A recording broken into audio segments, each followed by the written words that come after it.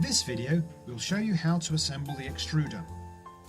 The first step is to apply this bracket to the bearings already on the x-axis and fasten the top bearing to the printed piece as you see here. Always check the manual for the correct components, as well as the correct way they should be facing. Do not over-tighten the screw as you might damage the printed parts. On the bottom bearing, you'll be applying another printed part along with the auto calibration module.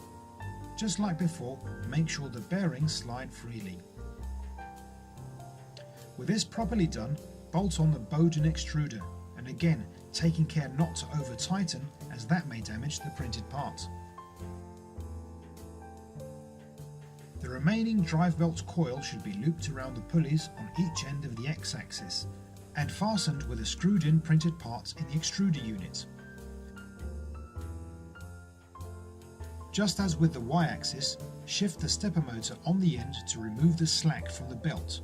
Do up the screws on the motor with this done, keeping in mind not to tighten too hard as that may damage the aluminium threading in the motor. We now turn our attention to the extruder stepper motors. Note they're already labelled as abbreviations of Extruder 0 and Extruder 1.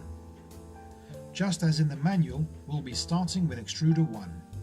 Note the orientation of the bracket on top, as well as that of the driver block that has a hole that must line up with the orifice in the spring mechanism on top of the motor. Assemble all of this by bolting these components to the motor. Then screw in the tube coupler as tight as you can with your fingers, or if you prefer with a spanner. Now you must apply the filament detection module and its spacer onto the metal bracket. Note that this small ensemble must swivel along those curved holes on the bracket, so don't over tighten the bolts. And as always, make sure everything is correctly orientated. The sensor actually has an arrow that gives you a clue as to the proper direction, and you can verify this in the manual. The process is the same for the other side, though it's symmetrical, so keep the manual nearby to verify the orientation of each component. Note there's no need for a 3D printed spacer, and once again, don't over tighten the sensor to allow it to swivel.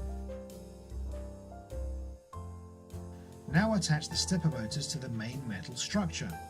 Check the label on each motor to be certain there's no mix-ups, then fasten as you see here.